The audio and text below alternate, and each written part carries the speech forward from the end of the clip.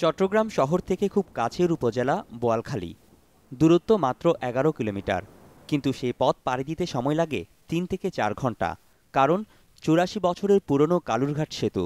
এখানে ঘণ্টার পর ঘণ্টা যেমন অপচয় হয়, তেমনি রয়েছে জীবনের ঝুঁকিও।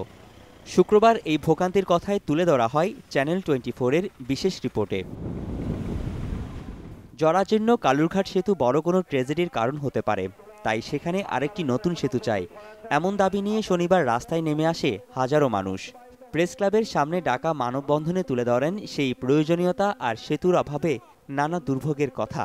বছরের পর বছর ধরে একদিক দিয়ে গাড়ি উঠলে আরেক পাশে যানজট লেগে যায়, ওই পাশে গাড়ি উঠলে এই পাশে যানজট লেগে যায়। যানজটের জন্য অনেক গর্ভবতী মহিলা তাতে বাচ্চা প্রসব করতেছে। ৮০ বছর আগে যে যোগাযোগ ব্যবস্থা, ৮০ বছর পরও সেই যোগাযোগ ব্যবস্থা রয়ে গেছে। কেবল বোয়ালখালীবাসী নয়, বন্দরনগরীর নানা শ্রেণী পেশার মানুষ এই কর্মসূচিতে একাত্মতা জানান। তারাও সোচ্চার কণ্ঠে দাবি তুলেন নতুন একটি সেতু নির্মাণের। লন্ডনে দেখেছি টেমস নদীর পাশে 4টা সেতু রয়েছে, আমরা সেখানে কেন আমরা এই অবস্থায় থাকব? কংক্রিটের 2 লাইন বিশিষ্ট একটা সেতু নির্মাণ হলে যোগাযোগ ব্যবস্থাটা সমূহ উন্নতি সাধন হবে।